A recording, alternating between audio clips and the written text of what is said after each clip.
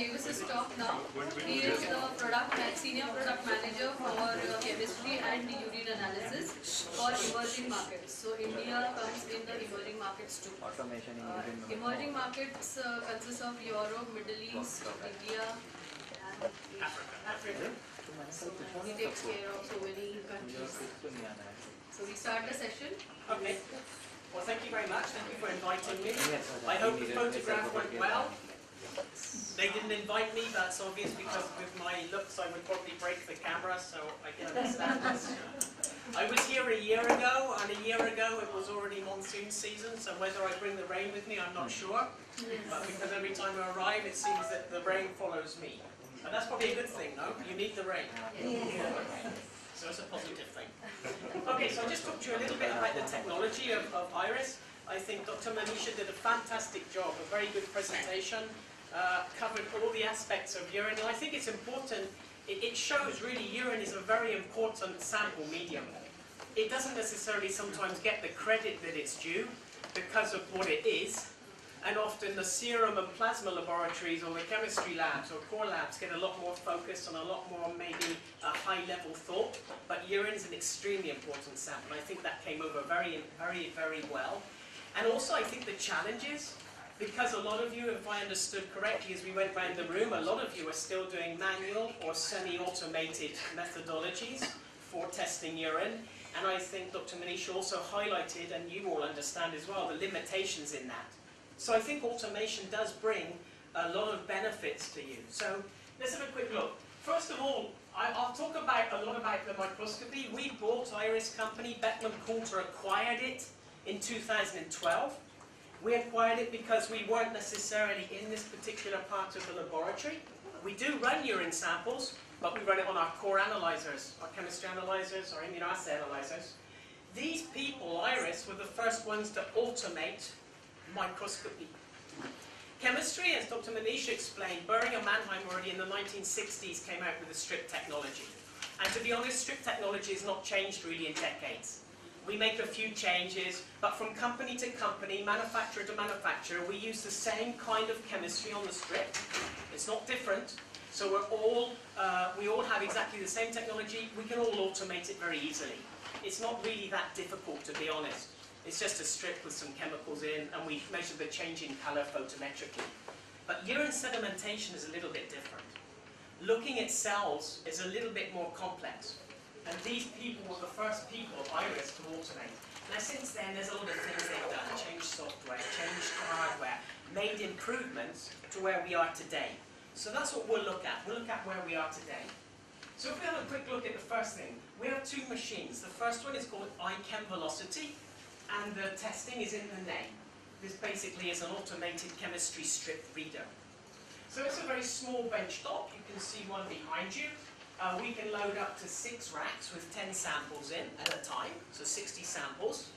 And these samples, once they're finished, we can actually offload them and load new ones on continually. So even if it's working, it doesn't mean to say it has to go into any special mode. You can continually take off and put on. If you have a lot of work, load. We can load in here up to 300 strips. Now an interesting thing that Dr. Manisha also highlighted the fact, every chemistry strip analyzer and manufacturer has the same limitation. These pads are absorbent. Therefore, if you're in a humid environment, they will quite easily absorb water just as if they would absorb urine.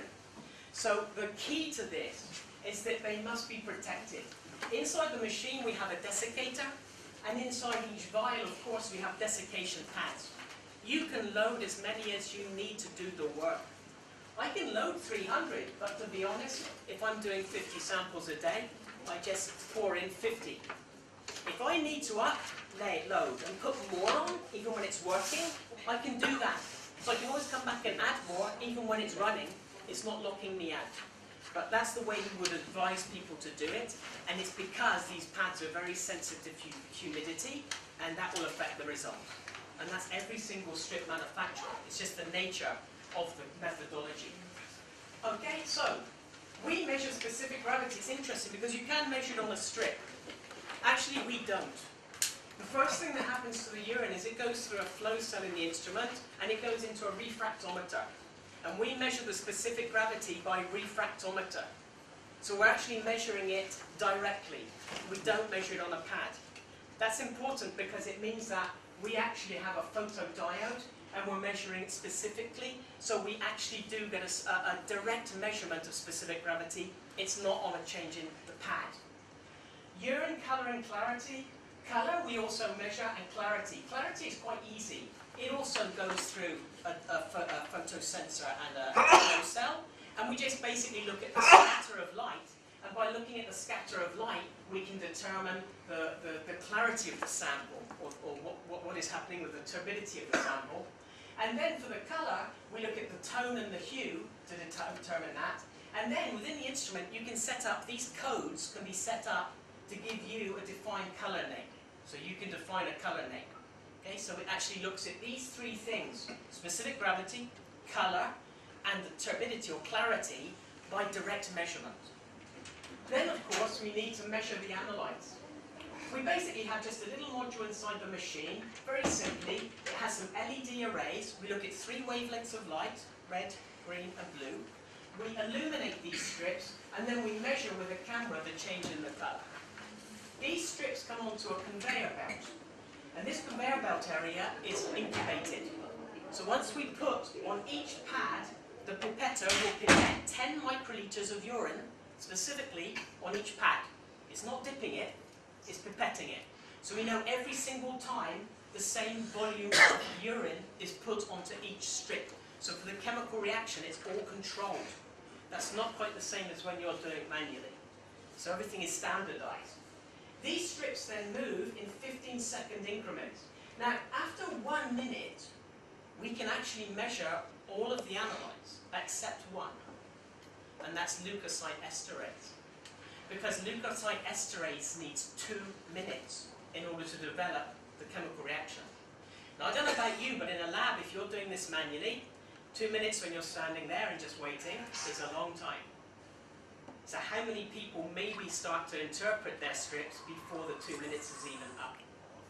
So again, this is all defined and programmed so we know that the chemical reaction is endpoint, we know that it's come to termination, and we know that for each sample, irrespective of operator, irrespective of me, this is all going to be standardized. Okay, so it's a very simple process. So the menu. The first thing we have is a color compensation pad. Because urine can be a different color, depending on pathology or physiology, or the way the sample has been collected, or maybe the hydrated form of the patient, the urine can be dark. That dark color will affect the way I look at the color on the pads. So this is a blank. This black pad here measures the color of the urine and then subtracts it from the color that it reads on each pad. So it's blanking it. It's like a blank, if you like, a sample blank. So we don't get the influence of the coloration of the urine onto the coloration of the reaction. Second, of course, the first one that we incubate is leukocyte esterase, because that's the one which needs 2 minutes. So the first one on the pad to have 10 microliters will be Ellie. And I'm sure I don't need to go in any detail because Dr. Manisha did a super job explaining all the different parameters. Nitrite is the next one that we put on. Again, looking at gram-negative bacteria, mostly Escherichia coli. pH we measure. Blood. Basically, we're looking at free hemoglobin. This pad here is measuring free hemoglobin. So in fact, and every manufacturer is the same. So for example, if you have people who do strenuous exercise or have skeletal muscle damage, this will be positive because you're releasing myoglobin. And myoglobin will also react on this pad. So that's the thing to keep in mind. Protein, we measure, of course, total protein. We measure glucose. We measure ascorbic acid. There's not many companies actually. The first thing we try to do on our pads is reduce the effect of ascorbic acid. So I think you explained very, very well. This ascorbic acid, vitamin C, will interfere with especially the blood, the nitrite, the bilirubin, and the glucose results. They can potentially give you false results. Now we try in our pads to minimize that. But at certain concentrations or higher concentrations, we can't. So what we do on our pad is we put this ascorbic acid. That means that if it's highly positive for ascorbic acid, you get an indication to say, now I have to be wary. I have to take care with the interpretation of these 4 parameters, because this could be interfering. And it's the same on all strips. It's just the nature, it's the hydrogen peroxide or the diazonium salt. It's the way those strips are chemically reacting with the urine. So that's why we put it in there. Next, we have ketones, of course. We have urobilinogen, and we have bilirubin. So that's a pretty much standard. I expect most of your strips that you're using are pretty much those parameters, maybe some less, but mostly it's like this. This is maybe the things. So if you take away this one, that's a blank. You take away this one because it's like an alert. We basically have 9 plus the 3 direct measurements. So we basically have 12 parameters. Because we have the refractometer, we have the specific gravity, colour and clarity, and we have 9 parameters here. And that's pretty much standard. And I say for decades this has not changed. For decades this chemistry has not changed. Why ascorbic acid is important is because of this. This is what it reacts with. And this is the same chemistry for everyone's pads. We may have slightly different sensitivities or whatever, but this is basically the same. So when this is high, then it causes interference. I don't know about you, I say about the vitamin juice. In Europe, I'm not sure about here, all of the children, you know, when they have sweets, if you check their sweets, vitamin C. Even to the point of having sweets for children, it says with vitamin C. So like a child can say to you, hey, buy me, and you'll say, oh yes, of course it's got vitamin C. But then all you have is a very expensive urine. Because all you're doing is peeing vitamin C. In Europe, they do a very good job to convince us in the winter time that we should have lots of vitamins. And then you have expensive urine. So, what's the value of automating? I think this came over quite well. Why do it? Well, of course, you can manage increasing workloads.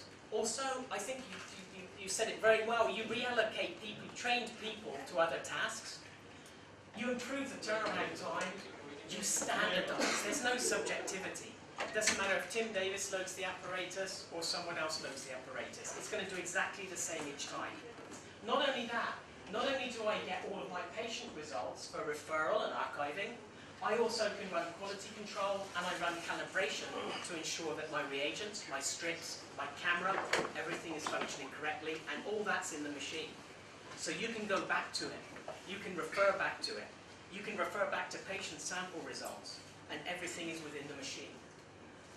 Obviously, we don't have much operator intervention. We're just basically loading samples. And we try and keep the maintenance pretty low. I mean, you can talk to the guys afterwards, the people here afterwards, but there's very minimal maintenance. We try to make it as very simple as possible. You maybe have to empty some liquid waste, you clean a few surfaces, you run your controls. That's it on a daily basis. Also, here, what's interesting is, potentially, because that was a good discussion point, do you want to do microscopy on every single sample? Yes, okay, that's fine. But if you don't, if this machine is connected to the sedimentation analysis, I can set up conditions that certain values of WBC or RBC or bacteria or whatever I wish will trigger it to do a microscopy only on those samples. That helps you manage then the workflow and manage when do you need to do microscopy or not, and it helps you to not have to necessarily, if you didn't want to, do microscopy on every single sample. Okay, so that's very quickly. Chemistry, to be honest, is chemistry. Amongst us manufacturers, as I said, it's a pretty simple technology. It's not changed in decades. It's basically just a pad, absorbent pad, chemical reaction, changing colour, photometric. There are different ways of doing it, but basically that's it. So if we look now at microscopy, and this is where we try to kind of place ourselves apart. As I said, these were the first company, Iris was the first company to start automation, microscopy, and it is, as you'll see, microscopy. Although it's sedimentation analysis, it's literally got a microscope inside the machine. It's doing what you do, but it's automating it. So let's have a little look. We've got 3 different ones of this. On the chemistry side, we only have one machine. It can do up to 210 samples an hour. So it's quite a high throughput. These come in 3 different ones. I can have a small throughput one, which can run 40 urine samples a day. The medium one runs 70, and then the highest one runs 101. So depending on your lab, your number of samples a day, then you choose the specific analyzer which copes with your workload. If we have a look at the technology, I'm going to explain this a little bit more detail. We use digital flow morphology, I'll explain what that means, with image capture, with photographs. We detect the particles, we classify the particles, and then we can give a quantitative result. That quantitative result can be either in concentration, for example in microliter per microliter, particles per microliter, or if you prefer to have it per high-powered field or per low-power field, because that's the way you interpret it when you're doing it microscopically, you can do that. It's up to you the way you want to interpret the result, how you want the result to be quantified for you. Very quickly, what we do is we have lamina. Lamina is like a diluent, it's like a buffer, it's a matrix. What we do with this lamina is, first of all, we dilute the sample as it comes through. This dilution helps us because then the particles are not all with each other, overlapping potentially each other. They're disparate. They will go through the flow cells singularly. Another thing we do with the lamina is we use it as a sheath fluid. It's a little bit like flow cytometry. Any of you deal with flow cytometry? We use this as a sheath fluid which goes down the outside of the urine stream going through the flow cell. And what this does is what's called hydrodynamic focusing. What that means is all the cells will be biggest area on to the camera. That means that I'll get the best view and capture the best image of my cell. It won't be sideways or distorted in a different axis. It'll go into its best form, biggest area going to the camera. So that's what gives us a good photographic image. What we do then is over here we have some lenses, we have a stroboscope, we put light through here, we have a microscope objective here, and linked to that microscope objective is a digital camera. This digital camera takes 500 photographs as the urine flows through. In each photograph will be different particles. So each photograph will have different people inside, different particles inside. All this data is sent into the computer. As far as the machine is concerned, the hardware of the machine is concerned, that's it, finished now. The job is over for the machine. It will rinse, and it uses lamina to rinse. So you don't need an extra wash buffer or something special to do the rinsing. It uses the same liquid here to rinse the cell, ready for the next urine. And now all these pictures here, all this data is transmitted into the software. Algorithms in the software will now take each particle and separate it. By dichotomy, it will separate out these particles. Then each particle has to be differentiated. So what we do is we put it into a neural network. We look at size, contrast, shape, and texture. And by looking at those, we can start to differentiate them by those 4 parameters. The next part, which is patented, and which is the basis of the technology of IRIS, and the original technology, is we now have an algorithm, a mathematical algorithm logic in the computer. That algorithm was set up using 26,000 known particles. Different shapes, different forms of red blood cells, different forms of white blood cells, bacteria, spermatozoa, casts, granular casts, hiding casts. These are all in the database. Now the computer looks at what we differentiated here, and it will try and compare it to its known algorithmic database. When it finds the best match, it says this is this particle. For example, a granular cast in that case. But the picture that you see, the image that you see on your screen, on your machine, is the sample particle that went through the flow cell. So it uses the database just to differentiate the particles, but the particles then you see on your screen inside the instrument, which you'll see just after my presentation, are actually the particles from the patient's urine. So what happens then? We can classify first into 12 categories.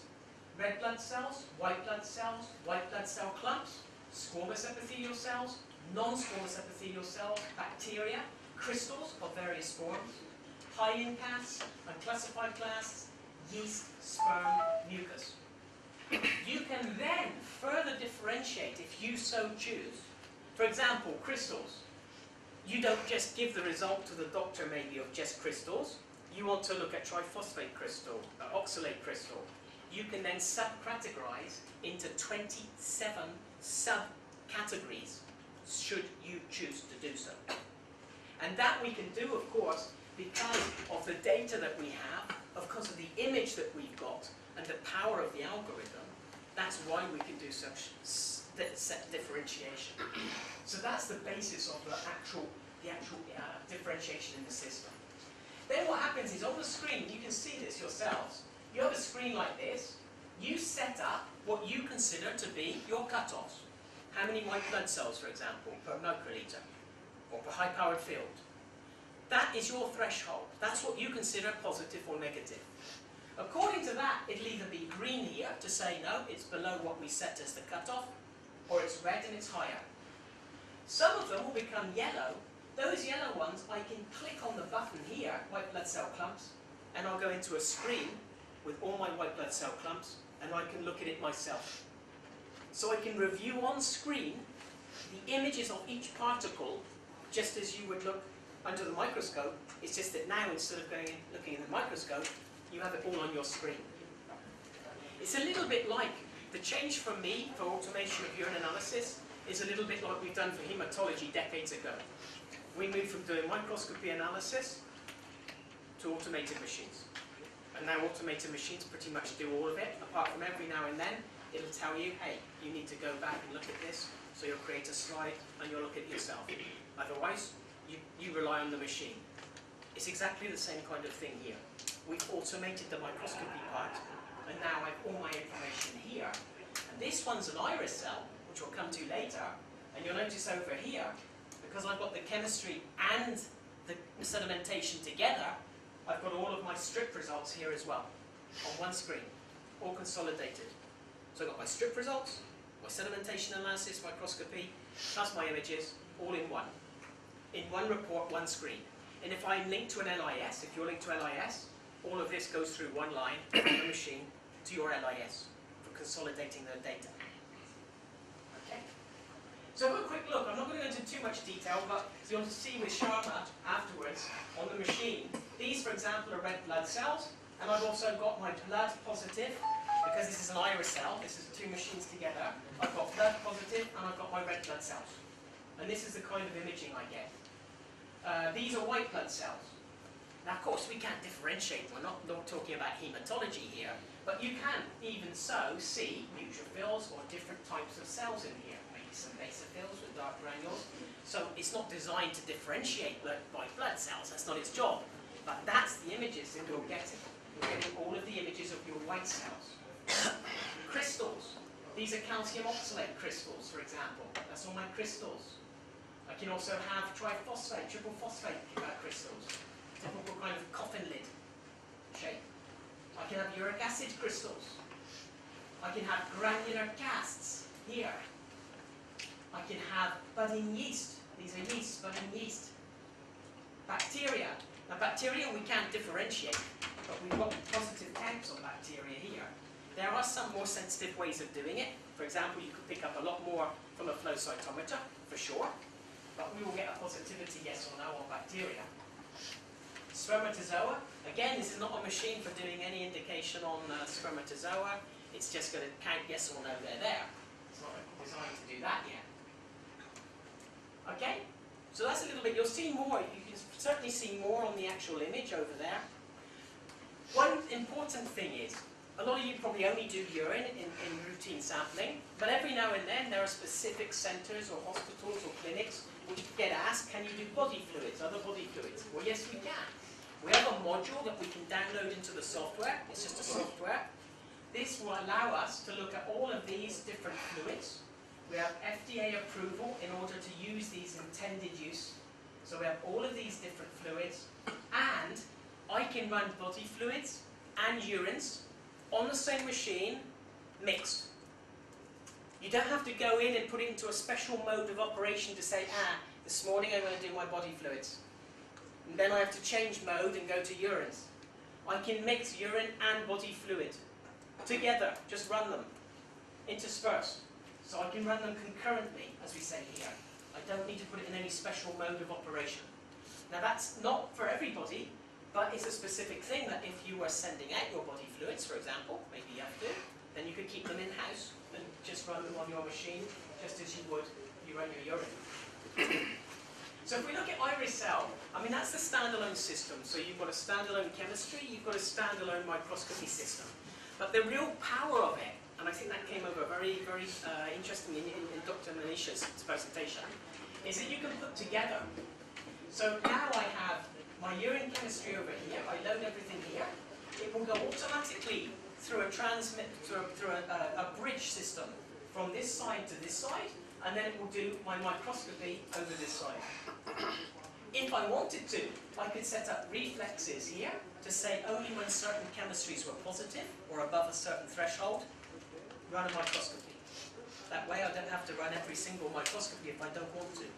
That's perfectly up to you and your decision.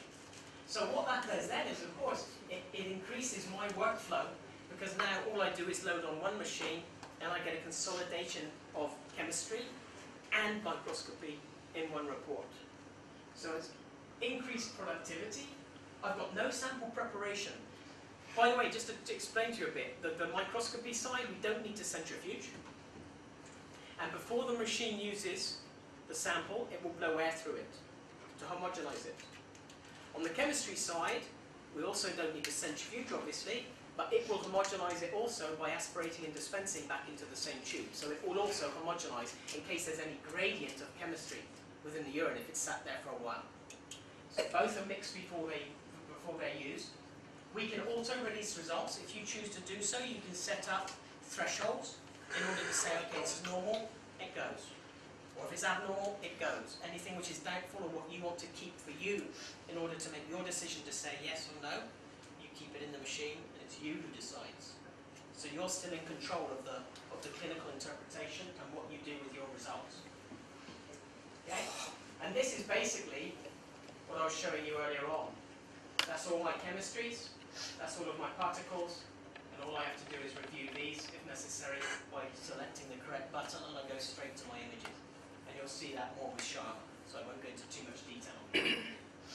So what's the power of it? For example, if you're looking at urinary tract infections, for example, you can look at all of the potential things which would be positive on your strip. LE, nitrite, pH, blood, and you'd have confirmation yes or no by having the analysis of your white cells, bacteria, or red blood cells. So you'd have everything consolidated. Okay. So, what's the benefits of it all? We can have 3 different systems of this combined system, because remember we had a smaller throughput analyzer for IQ, for microscopy, a medium one and a high one. So if I combine the small microscopy, I've got this one called IRISL 1500, that's 40 samples an hour. This one, IRISL 2000, 70 an hour. And then if you've got a really big lab, you've got an IRISL 3000 with 101 samples an hour. Just depends on which unit we combine together. So okay, so why should we do it? I think that came over very well. I don't need to reiterate. I think it was a very, very good presentation previously. But of course we standardize everything. There's no longer any subjectivity. There's no technician to technician influence. It's basically what we've done in the chemistry lab and hematology lab for many years. We automate processes to standardize them, to take away subjectivity, and to standardize the process. So we minimize any of these variabilities. It also frees up people, because a lot of these people are very trained, very highly qualified people. It frees them up to do other things in the lab, and also maybe helps you create or capture people who want to work in your section of the lab. Because let's face it, in the previous times, who wanted to work with urine? I mean, it's not the most pleasant of things, and I can imagine, as you said, if you've got 250, 300 sitting there on the bench, it's not the most pleasant of places to work in. So I think it brings back a want to be in that part of the lab, a want to work there. Increase of consistency of patient results. Of course, at the end of the day, it's not just about analytical processes. It's also about the consistency and reliability of the result, and that means the reliability of the clinical outcome or the treatment of the clinical outcome. Faster turnaround for physicians. How many doctors these days want results quicker and quicker and quicker? Of course, because it makes sense, because now you can actually intervene and help the patient quicker. So, and full traceability. I have all my results inside the machine, including the images. If someone asks me to go back from a result from last week because there's a doubt, I can pull up all of the results plus the images, and I can even show those images to the clinician and say, there, that's what I saw, that's what we got. I also, of course, have all of my quality control, all of my calibration data. So for accreditation or traceability of, was the reagent correct that day? Was the camera correct that day? Was the process correct that day? I've got everything I need to prove that that process worked. And for accreditation, I'm sure in India, like everywhere else, accreditation is becoming more and more insistent on quality of results in the lab. So, increased productivity, we just talked about that. Faster turnaround times, I can also reflex, we talked about that. Create reflex for the chemistry in order to dictate yes or no, do I do a urine microscopy? We minimize sample handling by the staff, of course. We're basically just decanting into tubes, loading the racks, putting on the machine, that's it. So that's a really quick overview. I tried to keep it quick because I think you covered so much in your presentation. It was just a little indication on the technology, and I know we're behind time a bit. If you have any special questions, I will certainly take them. If not, there's also a demonstration, and Sharma can certainly answer any really detailed questions on function. Yes, please. Let me congratulate for a very brief introduction of the product, but I have a question. You told there is a database of few thousands of the images. 26,000. Yeah, and those images are being compared, and accordingly that particular component will be included in it. Yes. But for those some rare stuffs, for example, which may not be being comparable to those database, what will happen to those stuff? They go into a special category. Okay. And that special category flags you, and you can go into that category, and you now use your expertise to say, no, I know that's just a red blood cell. So you still use your expertise. It's just that instead of you using your expertise by having to go back to the microscope, you can use your expertise to see the image on the screen, and you then decide. That's fine. And what about quality control actually? Yes, you can run QC. On the microscopy side, we have a quality control. We have a tri-level quality control in order to run on the IQ. I'm sure Sharma's probably got some examples she can show you during the demonstration of the control material. So you can actually run QC, and you can run QC on the chemistry side as well. Last question. Yes, sir. Can you edit those data actually, for example, if I think this is not the thing which the machine has given and I want some modifications, that's what we do actually in our hematology practice, for example, for the platelet count, etc. So whether editing is possible for those data actually? To do what? Yes, editing. He's asking about the editing of the... Yes, absolutely. You have full possibility to edit or to move things or to recategorize. That's totally in your control still. You can reclassify whatever you have seen in the images. Yeah. I will show you. Actually, That's fair enough do for that. me as of now. Yeah. Thank you. Because I think the most important thing for us is we're automating a process basically because it takes you time and energy, and also it leads to variability. But we don't want to take away the expertise that you have, so the final decision making and the final interpretation or movement of any of the particles is up to you and down to what your experience. Thank you. Okay, pleasure. I think that was a very lucid and very good presentation. It was absolute full summarization of what Manisha had presented. I think you all have understood it because she had already explained. Yes, lots she of did a things. fantastic job. So probably it was a good summarization of all the automation, and I think that we'll go for this demonstration now. Okay. Any questions, sir? You can always ask more questions during the demonstration. Can you elaborate more on the differences with the flow cytometry based machines and... Well, the flow cytometry is very good, but the only thing is, it's a scattergram.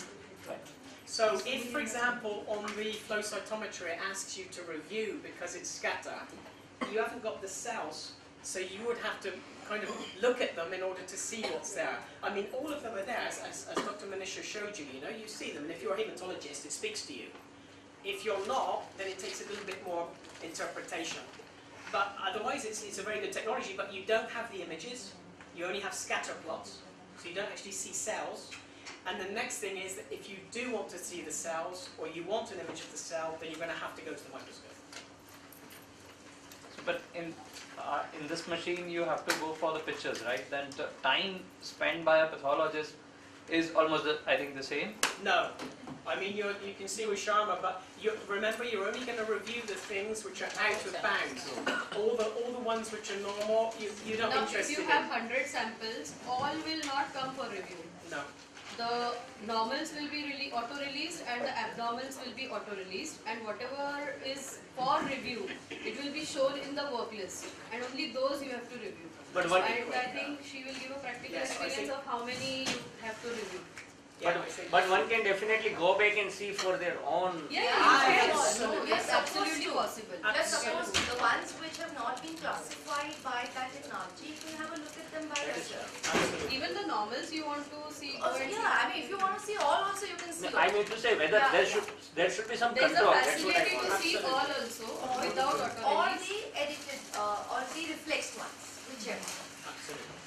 In her experiences, and then lastly we'll go for the demonstration. Is it all okay? Because I have to travel back to Pune, so it will be almost 11 o'clock by the time I reach it. We are waiting for your experience actually. So then I'm They are sure using that two I will systems. be- Yeah, okay.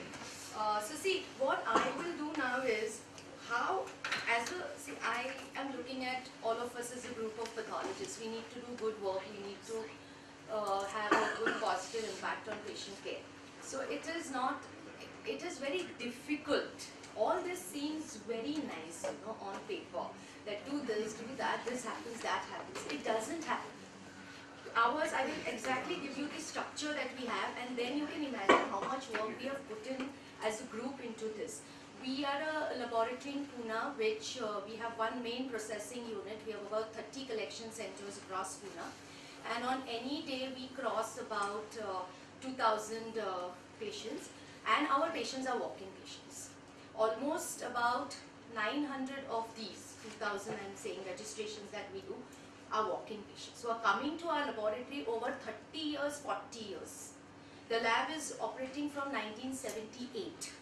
So there are patients who come to us with urine reports of the last 15 years also in one file. So this is the kind of practice we have. We are accredited since 2003. At this present moment, we are about 10 pathologists, 2 microbiologists. So that is how we are working. Now, with all this setup, even today, every test is a challenge. Cholesterol is a challenge, blood glucose is a challenge, and urine is a challenge. All these challenges which you are saying you face, about the patient having one report from one lab, another report from another. This happens with any automated lab, any accredited lab, any lab across the world, I guess. Not just, absolutely globally. So the key to all this is, what I feel is the depth or the interest that we take in understanding the processes or what we are doing. The moment we do that, then the confidence comes to release something or reflect something or hold back something. So this experience when I share, I would be happy if you, as a group, we all extrapolated to not just urine but to any validation or looking at any new system or technique or building any algorithm in our laboratories. That is how maybe we should look at it, not as just the urine experience. Because like I said, maybe some of you or most of you may not go in for a urine automation system as such in the near future. I don't know, because I'm only saying here that up to 100 it is easily possible to process them without, because it doesn't work out as, the cost doesn't work out. I'm sorry to say that, but it's a fact. So up to 100. So it's not, this experience which I'm sharing is not just about the urine as such.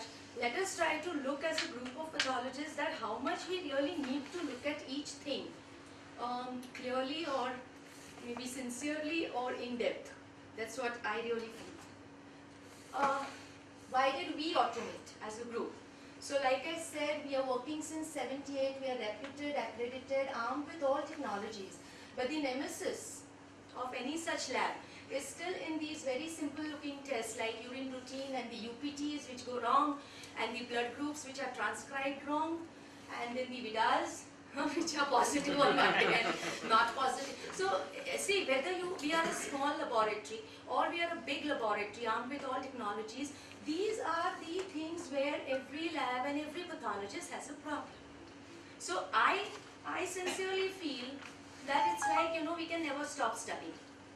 We have to keep studying, reading about these things and then reporting. Maybe that's the only way that we will come out of the fallacies or be able to handle the fallacies. This I'm repeating. I repeated this slide because this is exactly the reason why we decided to automate. Because our loads just were increasing, and how many pathologists do I add and make? Like even today I'm seeing at times 40-50 urines also after 19 years. Because if it's 350 and between 7 of us it's divided, it's still 50 urines a day. So and not that I mind it either, but I can't see 350. That is definite.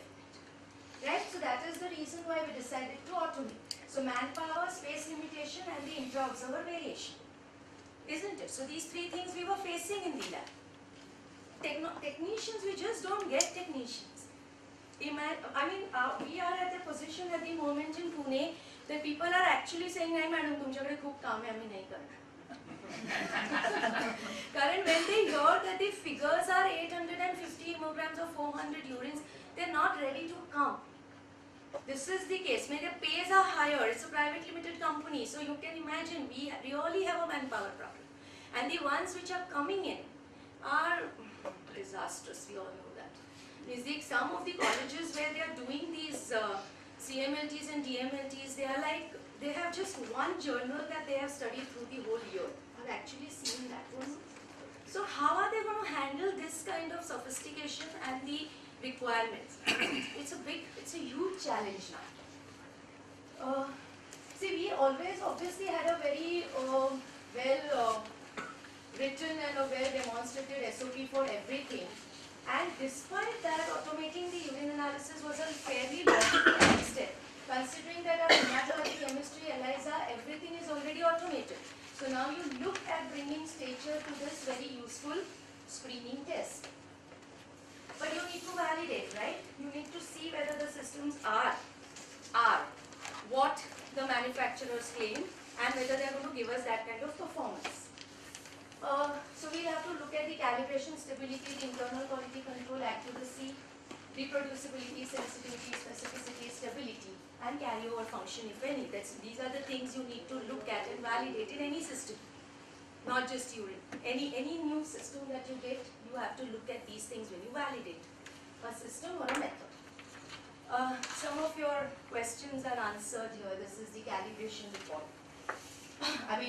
This is not the entire report. I'm just putting in, bits where it shows that you can calibrate these automated instruments.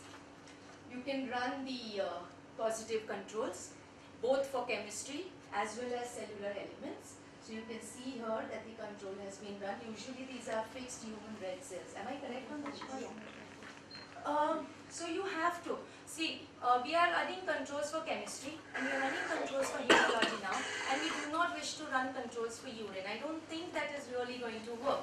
So like I said, either homemade controls or lab-made controls or commercial controls, but we are going to have to use controls. Okay. Now we did a precision study. So we did precision on almost 3 concentrations of urine on all whichever instrument that we have. We have both the instruments, the flow cytometry as well as the digital imaging instruments. So we've done a precision check. This is the other instrument which is showing a precision check. See, you get a CV% even for the urine parameters. Now this all increases the confidence in your systems. Once you see these things with your own eyes, you do the precision, you see that the results are coming properly. That is when you're confident to release the report, and that is when, Dr. Sudhir, you're confident to tell the person who comes with the different report from the other lab that no, you get the same data from that lab and then talk to them. So that confidence will come only when we work with these kind of systems. Then we did the performance studies and the comparison concordance studies. See, we did this exercise also. Now this is where the, we all have to go back to our basics. That's the only thing. We actually have taken a urine, which was giving a 4+ qualitative result. We've done the quantitation of the proteins on biochemistry. Yeah. Then we have seen what the Cobas calls it, what the IRIS calls it, the chemistry modules. Whichever, forget the names at the moment. Just understand that we are trying to look at different chemistry analyses. Then we did the dilution. Then the qualitative grade is 3+. The quantitation is so much. What is this? You see the difference now. Here, above a certain value, they will be giving the same value, some of them. So this is where the difference is coming with the other labs. Then this is a subjective thing. Somebody will call it 3+, somebody will call it 4+. At the same time, how much is the clinical impact also? You have to look at it from that point of view. With a 3+ or a 4+.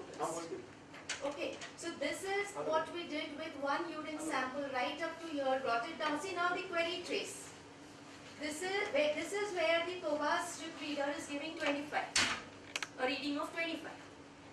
Okay, so this particular one you will have to do it manually and then decide whether you're going to give a trace or not. Now how will you do that? You will do that because you will look at the other cells, you will look at the patient, in the sense the patient's demographics, then decide. So finally there will be some samples where you will have to get down to this detail yourself. That cannot be avoided. But with this kind of understanding of the systems and this is the, like what I said, difference within one grade. So difference within one grade will be given by all instruments, by all pathologists in different labs and within the same lab also. Let us, in fact, if we would have a workshop in our lab, I would have done that exercise. We have done that. I give you the same urine sample and all of us put down 3+ or 4+. And we will see that 50% of us will put down 3+, another 54+. So this is where our understanding comes. Okay, so but what I'm saying is, once you do these things, then within the lab, while releasing reports, you can understand how the instruments are behaving and what they are doing and what they mean by that difference between one grade and all these things which they write on those kit inserts, you can actually see in your labs. Like I said, yesterday I just checked out the conductivity. What does it do? So if we all go back to our basics of chemistry, we can understand these things very well. Now this was the comparison that we had done with the digital imaging system we have versus a Cobas U41, the Ulysses which we were using, some 174, 75 samples. And like I said, you have to see how many of those samples are matching within the same grade. Okay? Then within one grade. And then non-concordance. So non-concordance was seen, like I said, mostly in bilirubin. The others which you will see non-concordance, haven't we already discussed the false positives and false negatives? So even within the patient something is happening because of which there is a false positive or a false negative. Either within the patient or in the lab. Either of the two things will lead to these non-concordances which you are going to look at. Any which ways. As a pathologist, confirm, take the history, match it with the clinical thing and give. But the number is very small. Most of it is matching between these two systems for chemistry. Then we have done the similar thing for microscopy. Yeah, so some 325 samples we did manual microscopy, very strictly following the CLSI guidelines. So for those 325 samples, we really went up to that exact speed and volume and everything. And then we understand that within same grade, you can see the chemistry was matching more, right? Microscopy is matching less, but that is again obvious. Chemistry would match more, yeah? Hello. So then we try to see which of the elements are being maybe the false positives in the RBCs were slightly higher than the WBCs and SQBCs. These are all things, like I said, these are if you decide to bring in automation, then you decide to place it and you decide to validate, you will come to this. Here I'm just trying to make a point, see all instruments, all pathologists will not match, but they have to match within one grade. That is acceptable. And up to 90% confidence level. That is the farthest that we can go. Our concerns were the same, centrifuge versus uncentrifuge, because till now, what we were reporting before automation was a centrifuge tube. And then suddenly on one day we get this thing and the next day onwards we have to be reporting on uncentrifuge. So then we did that exercise also. We ran centrifuge samples on the iris. Okay, and tried. So we've done all these sorts of exercises in the labs for the, I don't know, for so many months. I think the companies must be fed up with the validation process of Wilker Metropolis. It just goes on and on. It was a learning experience for us also. It just goes on and on and on. Good experience for us also. They just say that they are validating and they don't validate. No, jokes apart, but yes, we really went to great lengths. This is because, see, this is what Dr. Golwalkar has been practicing for 38 years. If for 36 years he is doing manually and giving manually, even for him it's a paradigm shift. So you will kind of relate with that. So it's a paradigm shift. To make that shift, you need to study so much. Then only you can make it confident. Yeah, then only you can make it confident. Yeah, so aligning the number of cells or HPF to our previous reporting pattern. Because like I said, previously it was centrifuge, now it's uncentrifuge. And we are trying to give the same number per HPF. So it's a difficult task. And if we change that pattern, like you said, our clinicians won't take it. So we will have to align this number to that previous reporting pattern. That's what we have actually done. Madam, can you give previous one before this? Now, what is the comparison now? No. See, this is how many matched within the same rate. That is out of 325 samples.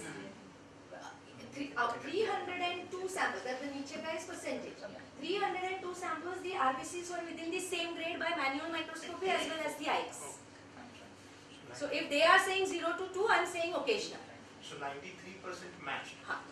That way. So WBCs, if they are saying 0 to whatever maybe, if they are saying 30 to 40, I am also saying 30 to 40 or 25 to 30. But actually, that's what again, clinically is infection or not. At least it should go up to there. No? That. What did I do? I'm so sorry. Now building algorithms in any lab for say urine or anything is easier said than done. We have an algorithm in place now. This may not be very visible. I just put it on to say that how much of effort goes into it. So right from like the instrument gives me color. Okay, so it says pale yellow. Instrument result is colorless. Now I was not reporting as colorless before, and the clinician is not used to this colorless thing. So I had to make it pale yellow in my LIS. Right? So colorless gets coded to pale yellow. But it can be, whether it can be transmitted, yes. Because pale yellow you don't need to look at it. So pale yellow goes. So no manual processing. Then this is straw. So straw again will go as pale yellow. There is no, clinicians don't really know straw. So then light yellow goes as pale yellow. Then yellow goes as yellow. Dark yellow goes as yellow. Light amber goes as pale yellow. So this is how we have built up the algorithm. So color is okay, it's not so important. But albumin. So when it is, the instrument says negative, my report says absent. Right? So we changed it to absent. If it says 10 milligrams, it goes as absent. I will show you the policies in this. That is where. Now you see, if even 10 milligrams I say manual process, then what is the use of automation? Then what is the use? This 10 milligrams it is picking up because it is too sensitive. So even if I don't report this, whether it will have a clinical impact, that is what I have to think. In some it may, in mostly it won't. So that is why I chose to go N on it. But from 50 onwards, obviously there will be a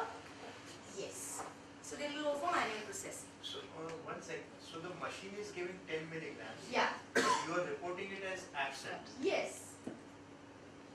Because we saw that most of, that's what we've done a validation series, no, before building this algorithm. So if we process 100 manually, where it has given 10 milligrams, probably 99% of the times it was negative. So See, in basically any algorithm, you will have to weigh in the favor of how much to go. Like I said, no, if this also we decide to do manually, then there is no use of the automation at all. Actually, all this is checked Huh. in their laboratory. So, we doc- checked with 100 samples, then we found some 50 samples coming as 10 milligram. So they, madam asked the technicians to do it manually. So that is what we have done, no, those albumin studies also. So it was So a it very was query hectic trace. job. You saw that. But I will my go back. question is that Yeah. you are trying to validate the instrument report according to what you were giving. Not validate. We are trying to build an algorithm where we can use the automation to generate our report. So you are converting into your previous this thing. Not previous. The logical. Your previous reporting. No. But- See, but we my- are You can easily report albumin 10 milligram. My question is, Why but you then want to- we don't, that's what, see, we are not reporting albumin chemistries in 10, 50, 75. No, even but from now the with UDCs. automation. Oh, that You changed. can do So it. now we can It we can are be going done. to do it. At present, we are trying to stick to our previous pattern. But Okay, yes, ma'am. in a short, see, after 500, even this will not be possible for me. Then they will go. But does it Anyway, have a where do clinical we- implication? So if it Does does, it have a that clinical is what I'm. implication? So that is what I'm saying. That is Does what you this have to 10 decide. milligram Yeah, have it clinical does. implication? In fact, if you And see in that, fact, if it has clinical implication, then Then we it must has to report go, it as exactly. 10 milligram. no, my question is just this one, that whatever you're getting on the iris, you can give that as the report, right? but it will create a confusion, no? Because see this now. Yeah, when iris gives 10, this is this much. The albumin is this much. What is the clinical 10 to after 10 to 15 you have to report. Below this, if you go now, all of us will be positive. Every report will come positive. Todd is clearly mentioning 10 to 15 milligrams के नीचे मत detect करो. That is the reason. That is why we've done this exercise, and that is why I'm confidently making that 10 milligrams negative. I may miss one out of 100. Right? So this is exactly what I showed you. Only after this we decided to make that. No, but we can report 10 milligram in reference range. Then the normal range comes in. Yeah, reference range. You can put the If the reference. normal range is up to 10 Up to milligram, it's 10, normal. yeah. Yes, Yeah. yes, Now exactly. we are not giving any normal range for urine. Yes. Yeah. But This see, is- like I said, we are clear on this fact that up to 10 to 15 below 10, 15 milligrams can be there in any one of us. So then if we report, no, the clinicians are going to get confused. Yes. Because we are not putting in this 8.8 there, which we've actually got. So if you give quantitative, then you'll have to give the reference ranges. We'll have to. Yeah. I'll come to that also. But then this at least puts me, when I'm building an algorithm, I know what I'm doing. I cannot be building it, out of thin air. So I won't show everything because we did this for glucose, protein. We can't do it for ketones in blood. It's not possible. But at least for the one, and then those are not, the gradations are not so important. So it doesn't matter, isn't it? Like ketone, 1 plus or 2 plus, you have to indicate that there is ketone. Right? So it won't matter clinically. Yeah. So this is how we have built up the algorithms. And for 2 instruments, believe me. This is a lot of hard work. This is, yeah. So we have a software, we have an IT person. These people, they should pay a big amount to you people. But we have not shared it with them. You are sharing, na? Yeah, but I guess so. But that will be, the company will be sharing You it. should And demand a hefty amount from them. the company, yes, might. Okay, so the handshaking with Elias when you're trying to build an algorithm, say for your hematology, say for your biochemistry, say for your urine, this is what you have to understand, that how your middleware is going to pick up the data from your instrument and deliver it to your Elias. And what changes it can make at that point, what it should review at that point, what it should filter at that point. So all this is extremely important. So to understand that, you have to look at this, that you have to customize the rules and you have to create a detailed and customized report for yourself through that middleware and algorithm that you have built. Okay. Like I said,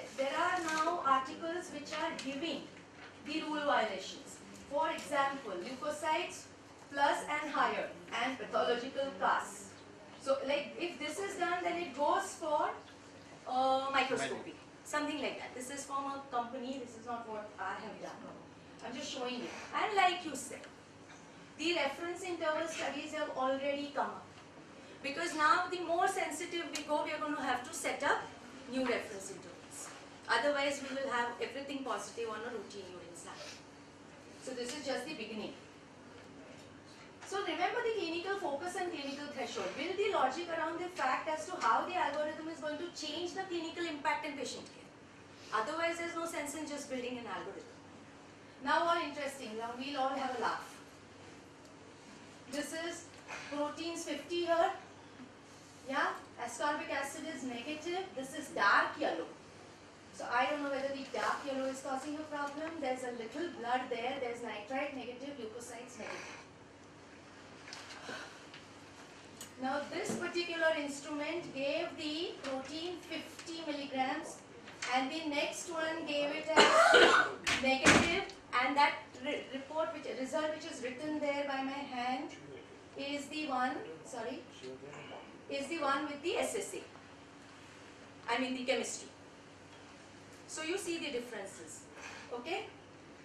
So there was an absent there, I mean 50 milligrams there for some reason, I don't know what. Okay, these things are happening. These things are happening every day in all the systems. So here I have a report which is protein 10 which was traced. So see, when I'm building the algorithm, I said out of 100, one might be traced, which I may miss. Okay, that you have to know what you may miss, how many you may miss when you're building. So that is how, even for the algorithm, you're deriving a sensitivity and a specificity, actually. So you will have to decide on how much of true positivity you want or true negative, depending on the parameter. Whether you want to miss a ketone or not. So you cannot miss a ketone. Then you will have to have this thing high, where your clinical impact in glucose, it may not make too much of a difference if you are reporting it as 2+ or 3+. So there your algorithm can be a little lenient to bring down your review rate. Otherwise you will be reviewing everything. So that is how you have to go about these things. So in this case, like I said, so I am showing you that I will not take the names, but the instruments. Now this is the second instrument where here it is given me 25, right? And it is 10 here and actually trace on SSA. Okay? So 10, 25 trace, all within one grade. But this is what leads to the differences that we see in two reports. Okay? Anywhere, I mean by any system. Okay. Now this is trace here with a 500 leukocytes.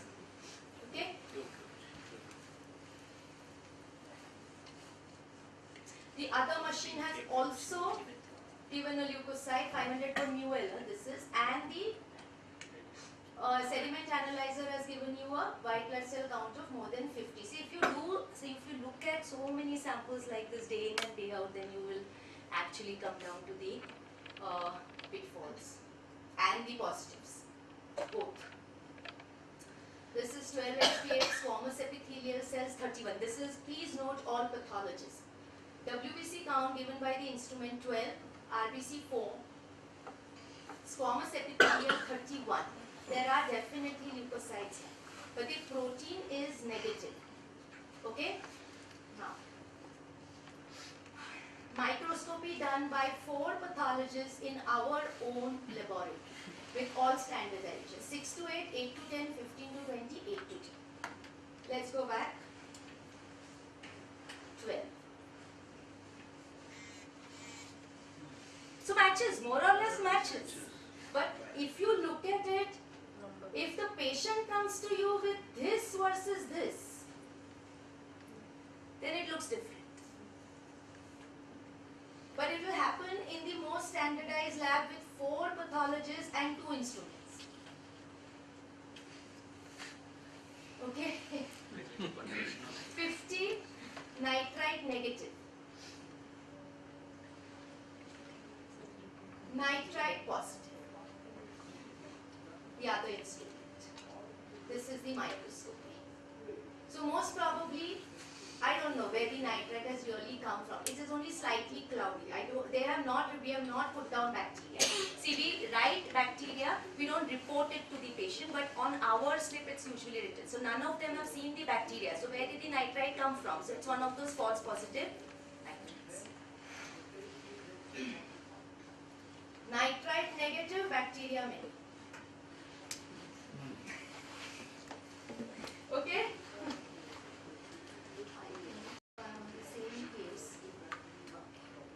The next one. Yeah. RBC is 49. Protein we gave as trace. And here there is 250 erythrocytes. I'm sorry, this might be a little light. Okay? But this is chemistry. Now this has been reported. This I'm saying. Now 49 is a weird number to give.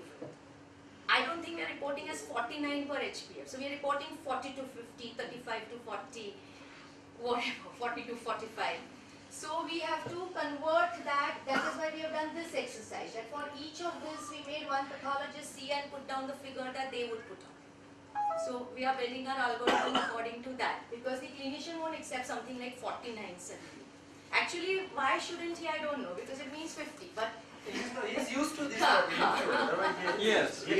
So, But actually 49 is correct. actually 49 is correct. Is correct. And 35 to 40 is not, because No. that is what she has seen. And They are not used to that. We are when we were doing semi-automated or manual enzymes, our OTPT would never cross 1000. Yes. And right. now we are now it reporting crosses 5000 and But 6000. they don't believe it. Yeah. So that does not mean our old was correct. We have to change. Whereas it was First we have to believe. Yes. It's an evolution, but now even to get down, see, we are a lab, we are a standalone lab with thousands of referees. So imagine trying to educate all of them to a 49. We are going to do it. Then most of the labs start doing this, then Yes, they get yes, that educated is why, automatically. that is Yes. why we are talking on a platform here. That is how we do it. Now here, crystals. Everybody can see crystals here. Then there are no VLCs here. No VLCs, there are bacteria, there are RBCs. But on the microscopy, there are no RBCs, but there are amorphous urids and barinis. So now out of these two, what has caused a problem here? I don't know, but something has. So that we have already discussed, that very cloudy urines may have this problem. Okay, then the barinis might look like RBCs, RBCs will look like barinis. Yeah?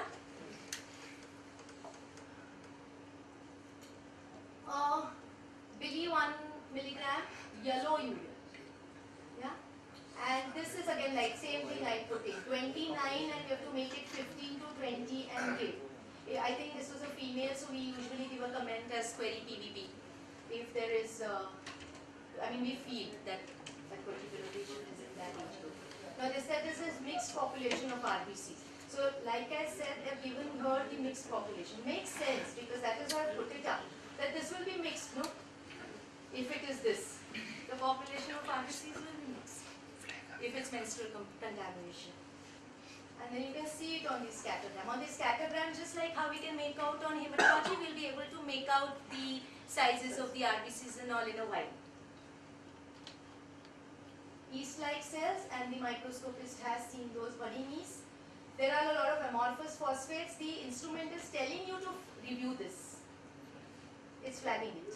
So we've reviewed it, and there were not so many RBCs, obviously because there were VLCs. This is glucose because it has come this much, even without anything here. We have still taken this up for review. So now that is where, see, when they talk about review rates, they talk about it in a different way. When a pathologist talks to you about a review rate, will you not do a manual glucose on this? You will. At least till now we've been doing. Even we need to make that shift, then now we don't do. And all of us start reporting as 1000 milligrams per day. There is a scale anyway available everywhere. That 1000 means 2 plus, 3 plus, whatever that it might be. But here we did a manual and then get the manual result. Yeah. So a little more examples, similar ones where we are trying to see how much. But you are here. This is what. This is saying 21 to 50. Now I cannot give a clinician a result 21 to 50. I think this one please. So I have to give it as 25 to 30. Right? I mean, after seeing the microscopy, so it's very tough. All these things. Okay. Now interesting. So this is crystals. Whilst crystals is saying flat. Crystals is flat. But there are calcium oxalates also. And there are E's. This is Dr. Govilka's signature himself. So even at this stage, he actually gets into all this values. And another 4 pathologies. But fortunately, all of us have said the same thing. You catch me. So, but then this is tough. This I said, some of our SIDs have actually now since just talking on paper is different. So positive chemical test for blood and no RBCs on the microscopic examination in so many cases. Similarly, so this was that case where there are no RBCs on the examination. Intact RBCs on microscopy and no blood in the chemistry. Yeah? Yeah, that is what we have seen. I don't know the cause. You saw RBCs, but No, the instrument reported. the instrument reported RBCs. This is instrument reported. Yeah, and the chemistry was negative. Chemistry was If negative. they're not nice, they won't see free hemoglobin. They can only pick up free hemoglobin. Free hemoglobin. So they're not, so there may be fresh blood. So if it's Maybe nice, fresh blood, last minute the chemistry contamination. will be negative because it has Yeah. to be free. But see, this is where the differences will come up, no, between labs also, because more than 20. So somebody might be reporting that and somebody might not have reported that. Positive test for LE. No, but 20 RBC in This he is not. the machine has given. The machine. This No, is but not any my machine 20 RBC should be picked up. should no? be picked up. I Should know. be picked up. So these are the 5, but this is only 5 cases out Okay. of those. Okay, okay. Okay. Yeah. Then it's Out of those, so many. So what we are trying to, we should know the pitfalls or limitations or those some rare cases where this might happen. It might happen manually. Yes, it might happen manually. Yes. Intact WBCs and no LE on chemistry. So what we can safely say is that whichever machine it should, 90% confidence level is till where it will reach. The rest is anyway dependent on us. Bacteria, many, moderate, many. Leukocytes, negative, 25, 500, negative. And this is chemistry. Chemistry. And then all of these have a comment saying urine culture recommended. And the WBCs are varied like this. So what I'm trying to bring out is when you decide on your screening criteria for your urine culture, you decide what you're going to give importance to. Whether the WBCs, whether the LE or combinations of the two. At the moment, the most standardized recommendation is use WBCs and LE together. So this is just a data for some of the days. This was early, I think, installation of the instrument. So say we have 204 samples, we reviewed 130. 113 samples were reviewed. But this figure will not match to 113 because some of them may be reviewed for both. Otherwise, select 113 went in for review. For microscopy, 67 went and chemistry, 88 went. So some of the samples will have gone for both because they will have an albumin 100 as well as WBCs, whatever, above 50. So whatever rates that the companies might claim, it is difficult. That's why I showed you that it is very difficult to come down to how much to review and how much to not practically in a lab. So this is the maximum that we are achieving at the moment. So if you take it this as 300 and this is 150, 50%. It is still a lot. It is still a lot, 50%. Because, and this is the beginning. Hopefully by another 6-8 months I can bring it down to 30%. As my experience with all those fallacies increase, then I will bring it down to 30. At present, we're like trying not to make a mistake. So we are going more, we are reviewing more deeply. So that is how it will go. This is why I am doing this, so that these review rates which everyone talks about, or this will happen, that will happen, it is also taken with a pinch of salt. And so nothing is more difficult to plan or more doubtful of success than creation of a new system, believe me. And this was said by this gentleman Machiavelli, who was in Florence during the Renaissance. So practically this urine automation is like a Renaissance. It's a new way of approaching urines actually, and so this is an important thing. If someone is interested in doing urine automation, please go to a site that is actually using the instrument and then understand. That might help. I mean, or something what we decided today. Financials, all private practicing pathologists. There was a definite drop in our EBITDA and profits. There was an increased expenditure to patient as per sample cost is high. No doubt about it. But, like what J.F. Kennedy says, there are risks and costs to a program of action. So if you are going to act, it's going to cost. If one weighs quality over per test cost, then only one will switch over to such superior user-friendly technologies. So it's a need of an hour. I was fortunate enough to work on both the presently available technologies. I would rate them both as very good, robust technologies. Choice of technology will depend on these things for all of us. But we have to move towards improvement, achievement, and success. These are our instruments, and very happy clinical pathology technicians because of those automated instruments. Look at them, they're smiling. Thank you so much. Excuse me, madam, how many hours do you sleep for 24 hours? Six. I'm asking very seriously. 6.